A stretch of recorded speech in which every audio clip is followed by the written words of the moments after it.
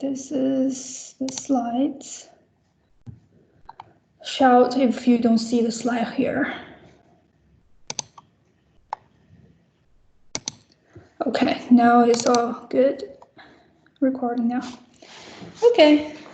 Hey everyone, this is our 4th session at Hackaday on quantum computing. I know there are still some newcomers today, but don't worry, we have recordings made for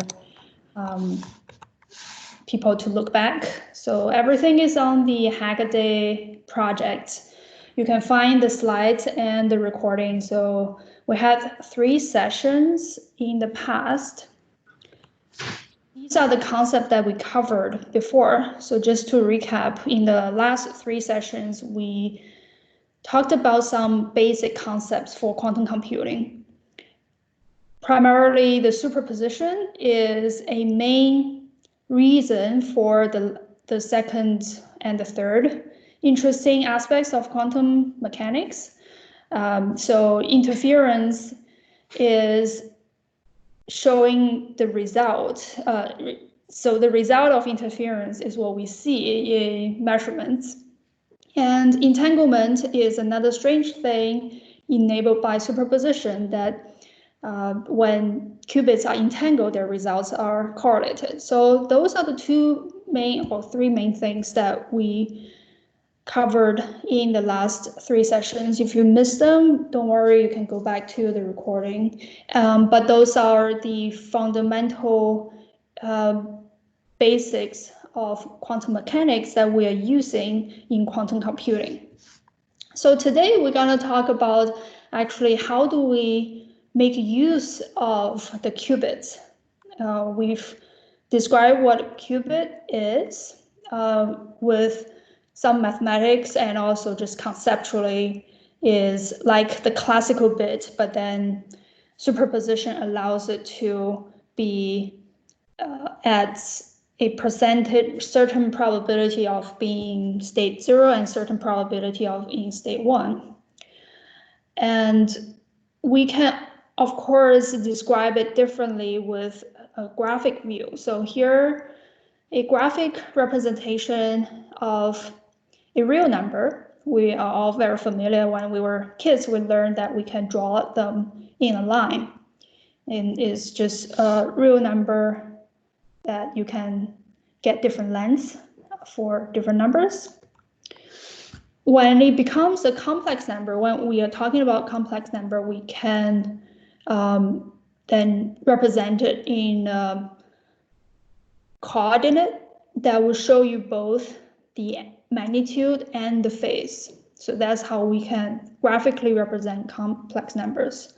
So in terms of qubits, we can also use graphic representations. So here, this is a geometry that we can use. Is basically a sphere to represent this vector, which is our qubit. So it has the amplitudes A and B for the 0 state or the 1 state. And it's just a 3-dimensional, so actually the surface of the sphere is 2D, but it's a sphere, and it gives us 2 parameters. One is the theta, one is the phi here. So on the block sphere, the top one is state 0, and the bottom one is state 1. And then any arbitrary state, you can represent it on this block sphere. So our phi is an arbitrary state, and it has a theta angle away from the z-axis, and angle phi away from the x-axis. So this allows us to write down how to represent the state phi with these angles. So this is pure geometry. And the useful thing that we do this is that the angles now is basically in a polar coordinate, and it can give us these amplitudes A and B. So we just represent the amplitudes with these angles in the sphere. So because it's a sphere, it has all kinds of possibilities. This phi can be anywhere on this sphere, and we will just use a different number for theta and phi to give us the amplitude we want. So if you start with any state, you want to change it, you want to manipulate A and B. So basically you're just changing the location of this state on the block sphere. So that's how we're doing. And last class at the end, someone asked a question, how do we obtain the amplitudes that we want? If we represent it this way, we can visually realize that as long as we can control the angles, we can get any number of the amplitude we want. So as I described earlier, the 0 and 1 are defined at those two polar positions along the z-axis. And then we can write out mathematically how to find a arbitrary state. So 0 and 1, we know that in classical case, we only have these two options. But then in the quantum case, we have unlimited number of options for a qubit. So 0 and 1 are nothing but two special cases. So classical states are just two special cases for a quantum state when theta is either 0 or 180 degrees. So you can just think about classical bits as part of a complete qubit system. And then we want to know how we can manipulate it just by changing the theta and phi. So geometrically, you can just see that we can use matrices to apply to a 2x1 vector. And we can have a matrix that changes the angle phi and another matrix that changes the angle theta. So that's all, that's it. This is a very generalized method to change qubit states. And people can also call these a universal gate set. So it gives you an unlimited number of options for your theta and phi. There's infinite options. So this is all the possible positions you can lie on a block sphere. But in terms of algorithms and computing, it would be impossible to use always a arbitrary number of possible gates to apply to your qubit. So we have a set of simplified or special cases for these two general matrices that we use as common gates. The idea of a common gate is kind of like, I'm making a metaphor here. Coins is partly convention, partly scientific, that these are the smallest number of coins that we could add up or combine to get any number we want. So that's why all our currency is kind of using, we're not doing 1, 2, 3, 4, 5, 6. We're just doing 1, 2, 5, and then 10, 20, because any combination, a small number of them, can let us get a arbitrary number. But then this is, again, a very simplified version. Here we are only looking at real numbers and is not doing any complex number. We don't have complex money. Whereas in the qubit case, we have a lot more locations, infinite number of locations that state can lie on the block sphere. But then the idea is that we can have some simple forms of these matrices that we can use and combine them to get to the positions we want on the sphere. And that will also mean that it's not continuous, it's discrete. It can put us to a place on the block sphere that's mostly used. Some of the places, just in terms of computing, we're not always trying to get there. So let me give you some examples of these commonly used gates. One set of gates is called the Pauli gate. So Pauli is one of the famous physicists from the 1960s. There are a lot of things named after him. And in the Bloch sphere, we can see that we can rotate around the x-axis, and the Pauli gate x is basically allowing us to rotate along the x-axis by 180 degrees. If your initial state is 0, by applying this gate, it will just flip to 1.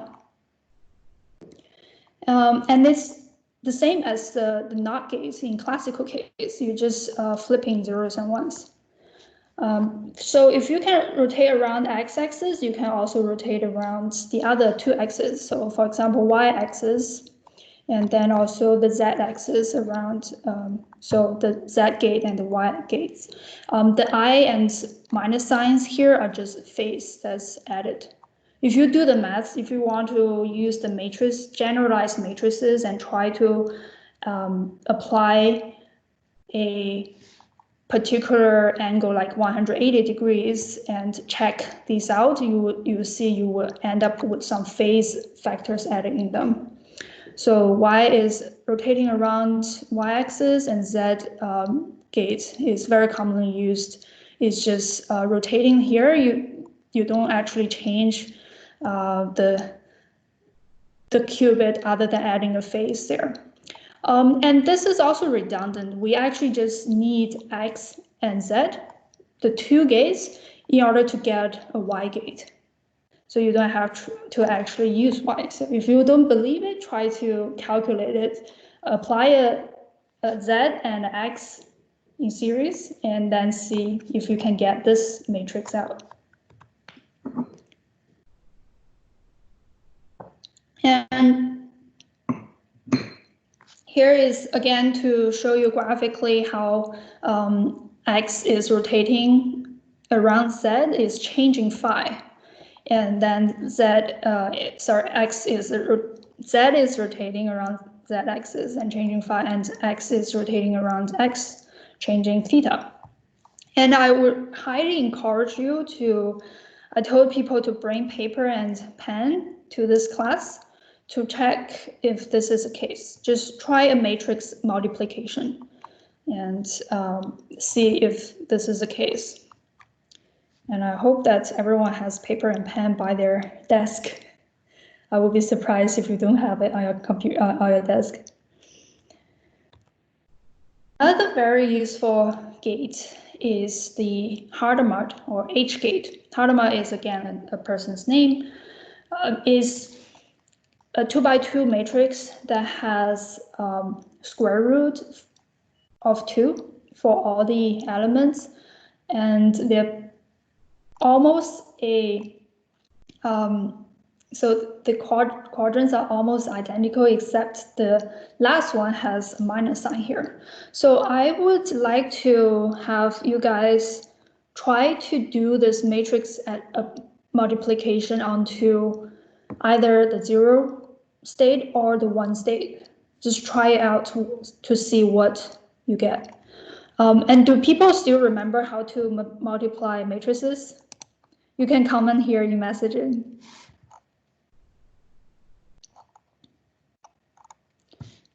Just reading messages here, see if there's something. Okay, I can answer some questions as you guys try it. So first one from Bob.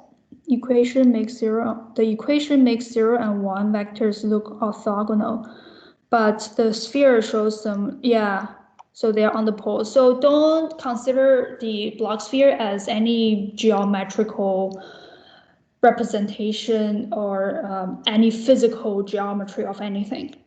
And also don't think about as a physical qubit that's actually flipping.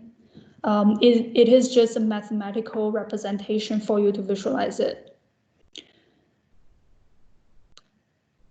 And yeah, Anna also commented on that. Thank you. When you say gate, is it the amount of voltage that applies? No, is a different type of gate.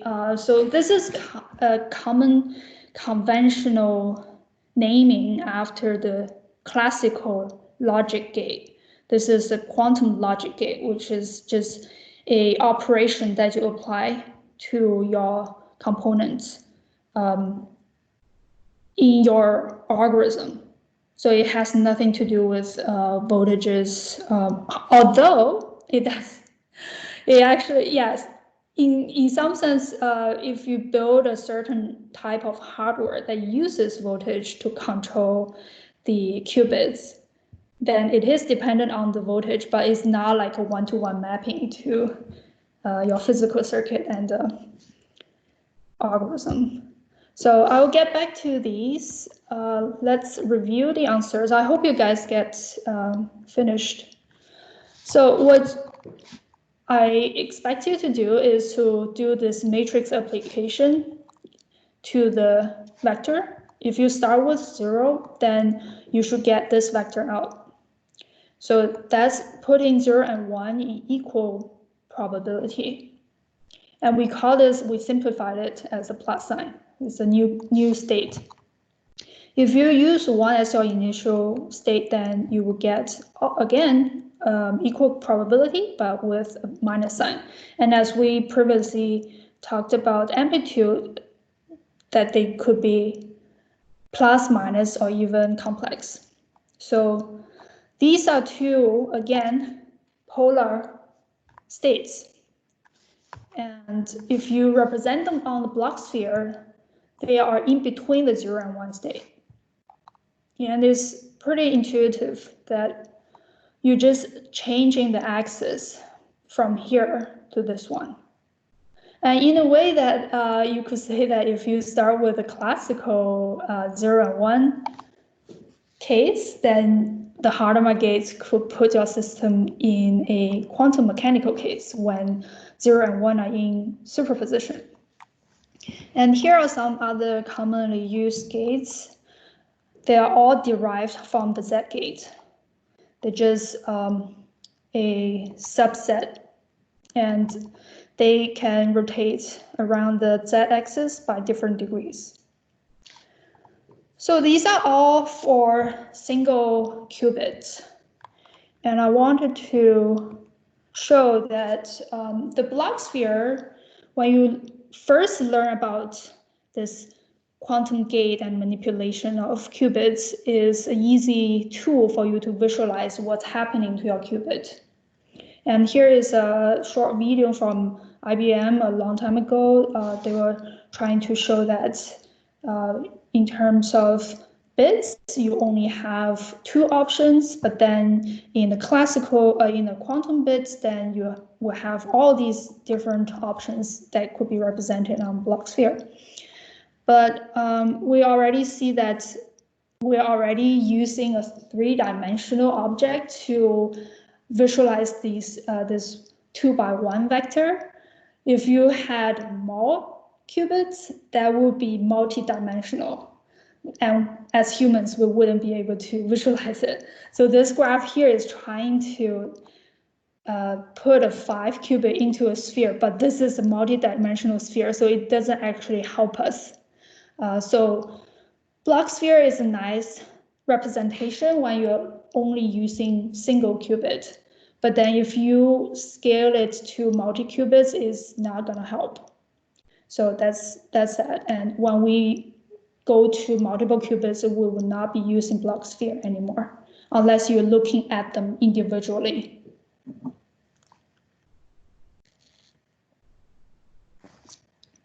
So a gate or quantum operation is just a matrix that you can apply to your qubit, which are represented as vectors.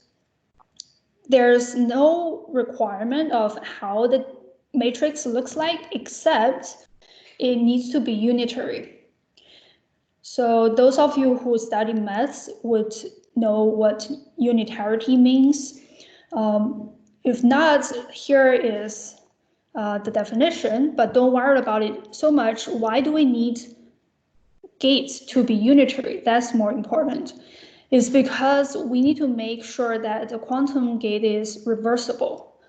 Having matrices being unitary allows it to be reversible. And what does it mean? It just means that when you apply your gate to your qubit, and when you do a reverse of it, and you could reverse back to where you started. So unitarity guarantees your matrix to be reversible, and also that could allow the probabilities to add up to 1.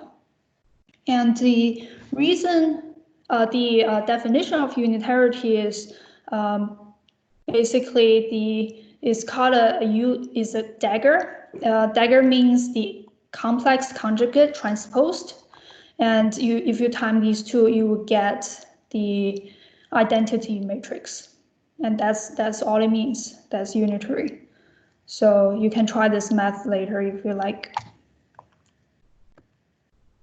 Okay, so we have like 8 minutes left. I do want to point to you where you can have more understanding of gates. So you can actually get hands-on with these exercises we developed at Microsoft. So this is a set of katas that you can use to try learning these concepts we talk about. Let me get up here and share my bigger screen.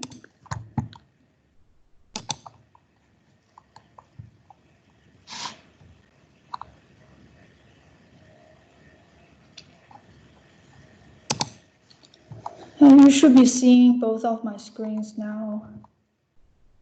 So this is, the link is here. You can already click and go there. I'll copy this in our chat.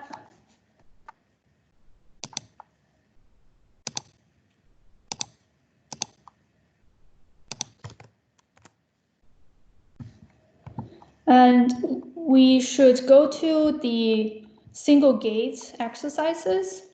So this is used in Jupyter Notebook as a exercising or a environment for you to try to learn Q# without downloading anything. So if you go to the quantum documentation site, you would see the other options. If you like C# or Python, you can also use them.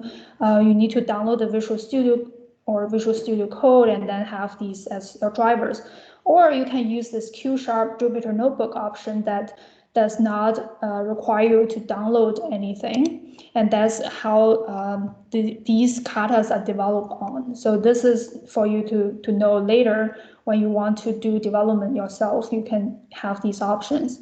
So for today's purposes, we go to the quantum katas that uses Jupyter Notebook.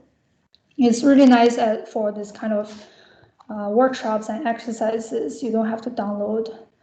So you see these sets of exercises you can play with.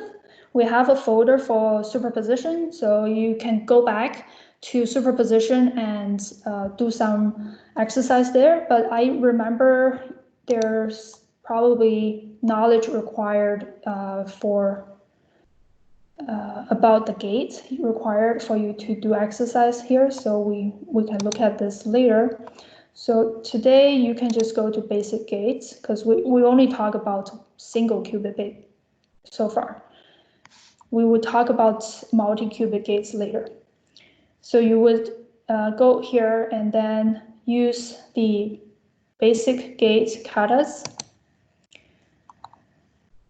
Then the binder will open a set of exercises.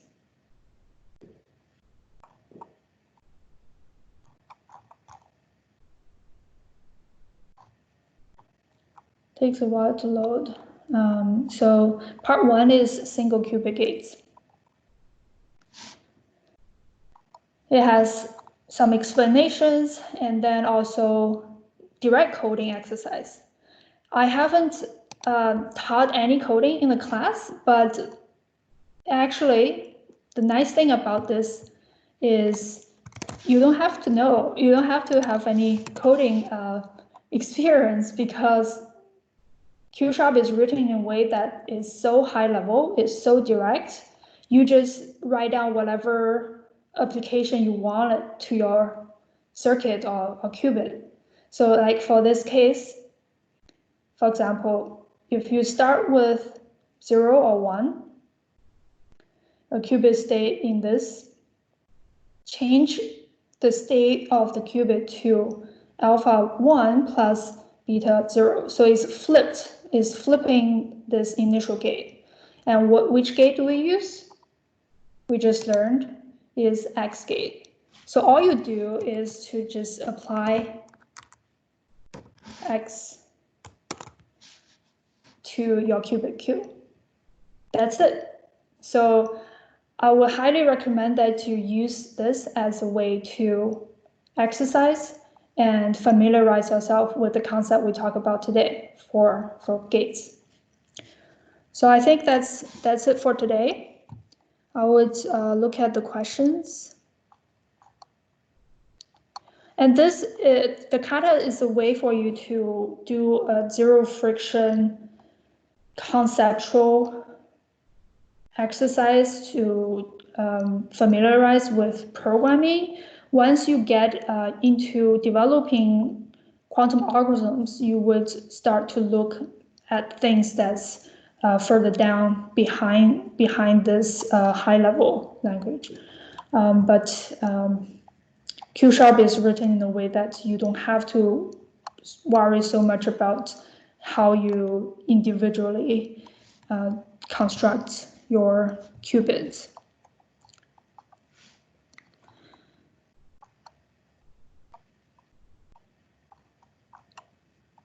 Okay, so I was can stop sharing now. And people can also unmute themselves and join to chat if you like, but I'm gonna read through some comments and questions here. Anna replied to Bob, to go between 0 and 1 state requires flipping the state by allowing for some interaction. Yeah, so physically apply an oscillation orthogonal magnetic field if you are using a magnetic field controlled qubit, depending on the hardware. Yeah. So we are only talking at the theoretical level right now. We are a couple of slides away from talking about the hardware, so be patient.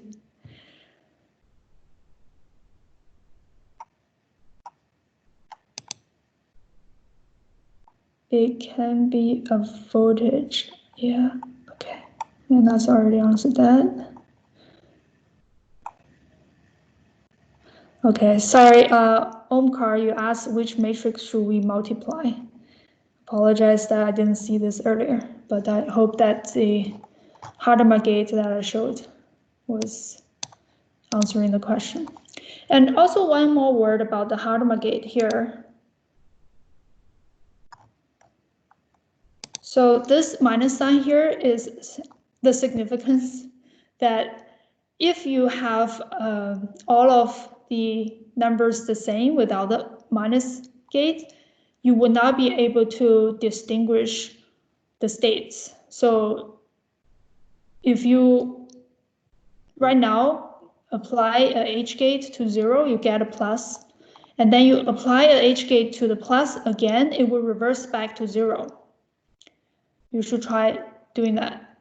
And same here, if you apply H to the minus here, you can reverse back to 1. But if you don't have the minus here, you will not be able to distinguish the result.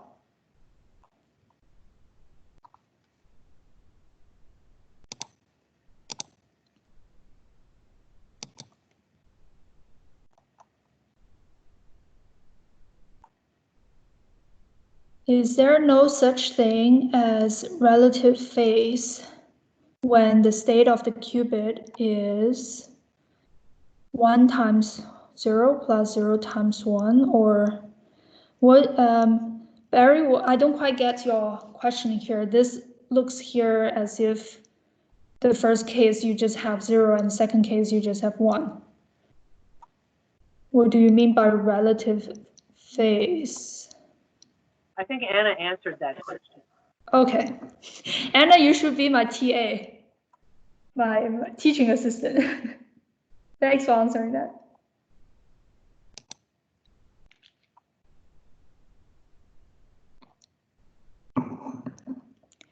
Can rotational polarization be used to create time varying? I guess theoretically. But I mentioned earlier that we're not physically creating any Bloch sphere. That is just a mathematical geometrical construct. We're not physically making any Bloch sphere.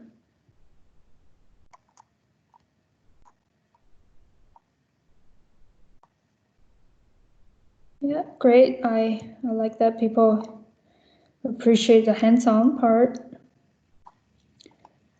Okay, Bob has a question about Unitarian constraint.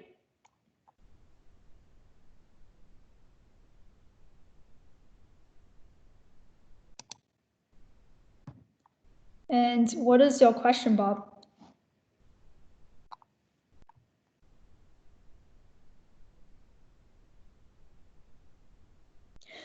So Aaron is using Bloch sphere as his eigenstate. So let's replace this question with eigenstates. Can rotational polarization be created time variant eigenstate? Yeah, sure. You can try to capture it with your Schrodinger's equation. Yeah, Bob, we cannot hear you. Try to unmute.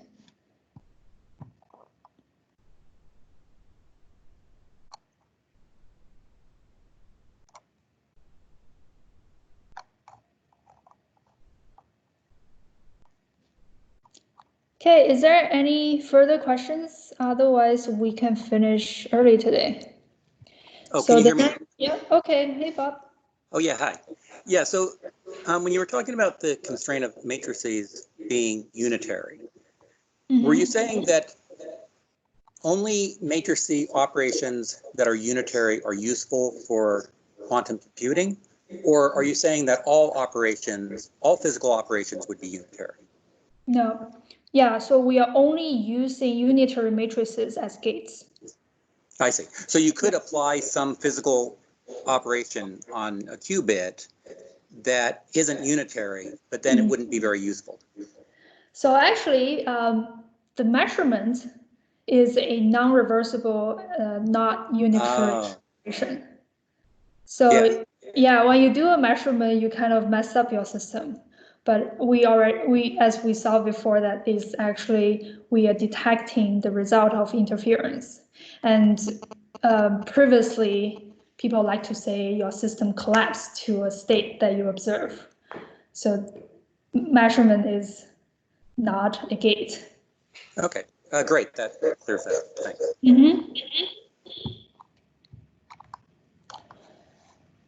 I think I might have a slide that I didn't include about measurements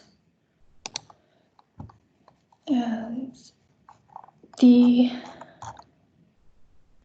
quantum mechanical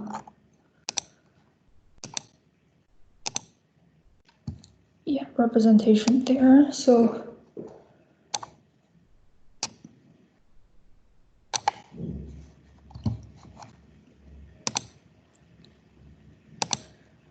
trying to share my screen one more time. It's a little laggy.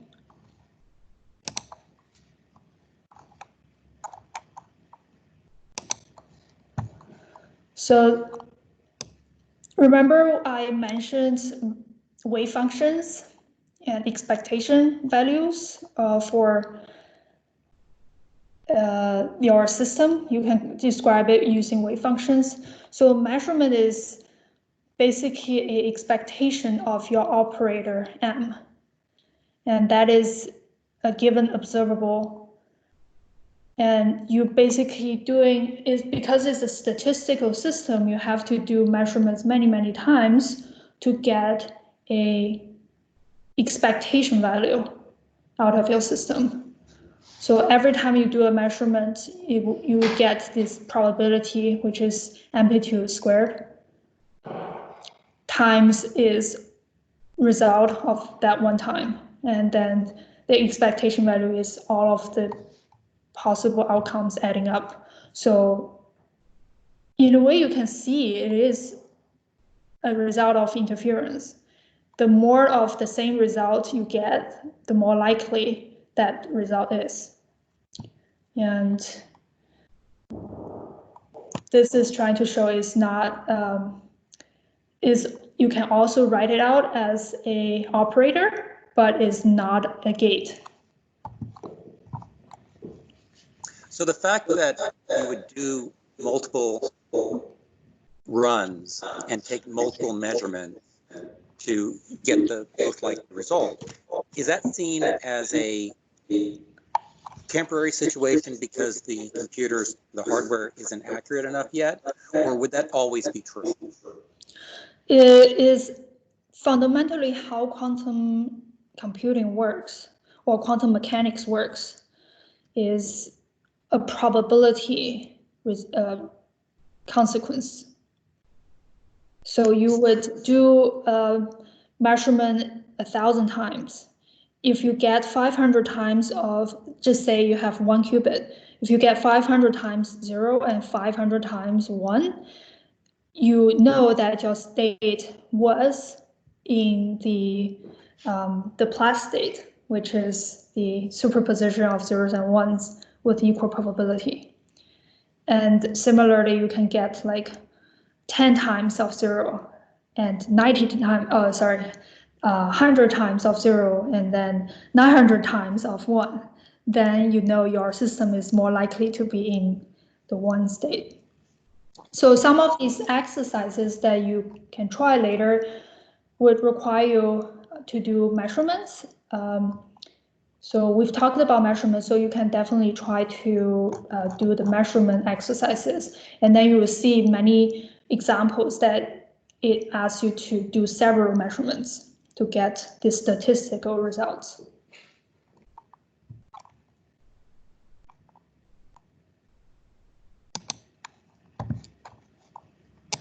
See some more messages.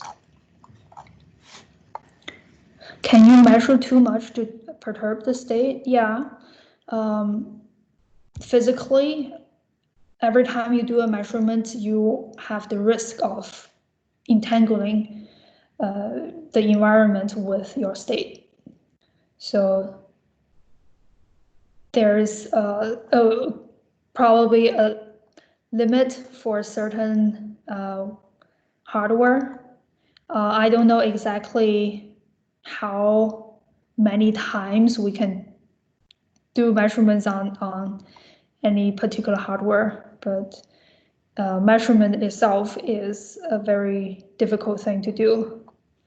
And as I mentioned before, we always have to have error correction mechanism built in for your physical system. And perhaps for 1 qubit, the result you just want to measure from this one, but you have to build multiple qubits around it to counter your error that could be introduced through measurement. And so would every quantum algorithm end with measuring all the qubits, and at that point, you're done with that run? But then inside an algorithm, you might measure 1 qubit, but you're relying on other qubits around it not being interfered with. And that's inside them. Yeah, so I don't know enough about quantum error correction to have a good answer to that. I can ask my colleague who specializes in that. But the pure algorithms that we'll later see is constructed with just the right amount of qubits that's needed to do it. And oftentimes you don't measure all of the qubits. You do your algorithm and then you measure 1 qubit, you will get the outcome of the whole setup. So depends on what you want to do, and sometimes people use measurements to deliberately introduce the interaction. So I think in our topological quantum computing case, I've heard of certain measurements being done in order to simulate the effect of gates. So they're not actually applying gates, but they're doing a measurement. The effect out of it is the same as applying a gate. So it actually could be reversible with a combination of all different interactions. But simply speaking, when you have a state and then you do a measurement, it would collapse, or your original system would be destroyed, and you would not go back to it because measurement is not reversible. And so typically you would do a complete run, do your quantum algorithm, measure it, and record the result. And then you would start from the beginning and run your algorithm again, measure, record the result. You do that a number of times and then see what the results are statistically.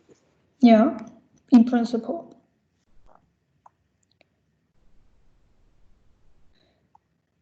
Taibo asks, so basically gates are what gates are in conventional systems, yeah, in conventional naming, yeah. It's manipulation of qubits, yeah. It's just a matrix that you use to operate on your qubits. So Aaron found a good book for quantum error correction, Modern Condensed Matter Physics by Gervin and Yang. Let us know how you find it, and perhaps you can explain that part for us sometime at the class. How are the matrix gates used with hardware? Yeah, very difficult. So very complex. So I will show you some examples later when we get to hardware. So in certain cases, you construct a qubit in the iron, in trap irons. So you create qubits using trap irons, and you can apply different electrical fields to switch the spin of your irons. So that's one of the ways. If you have like superconducting circuits, you can shine light. So actually microwave frequency is what they use. So on-chip electromagnetic wave to change the state of your qubits. The topological quantum computing is stranger. They're using these braiding. So braiding statistics is like they are braiding in a yeah, I think I need to show pictures of it to really explain it, that you can have qubits circulating around each other to form a gate interaction. And it introduces phase and is quite abstract, but I will use comics to explain it. Came in a bit late, so if this was covered, but our logic is that different in nature to classical computing, or are they really different? The question I don't quite get, but I can guess that some of the quantum gates look exactly like classical gates. Some of them are only possible for quantum gates, like the Hadamard gate, for example, because that's manipulating you can start with a classical bit, but then you end up with a classical, a quantum gate with superposition. That's not possible in classical computing. But things like the NOT gate is the same. You're just flipping your bits. Later on, we also show you the CNOT gate, which is also the same. You have a control gate and a target gate. Based on your control gates, you can have a different outcome for your target gate. Next class. With a measurement, the computation of this iteration actually ends. So yeah, the word computation here is a little vague, but I think that's what we were discussing with Bob is your state would be destroyed through a measurement. You'll end up to only one outcome. The superposition would disappear. The full state of superposition would not be the case. So let me show this slide again. I think I showed it last time. For example, if you start with a 4-state superposition, and then you do a measurement, so that's 2 qubits.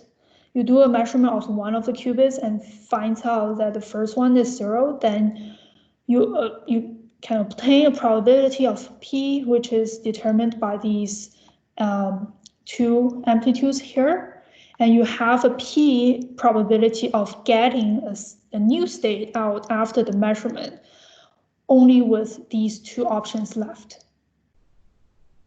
And that's why we also have a new normalization with square root of p. So this is your new state after the measurement.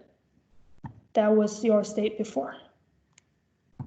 If you do a measurement again of your second qubit, then you will end up, if you get 1, for example, you will end up with this new state, and this will be gone.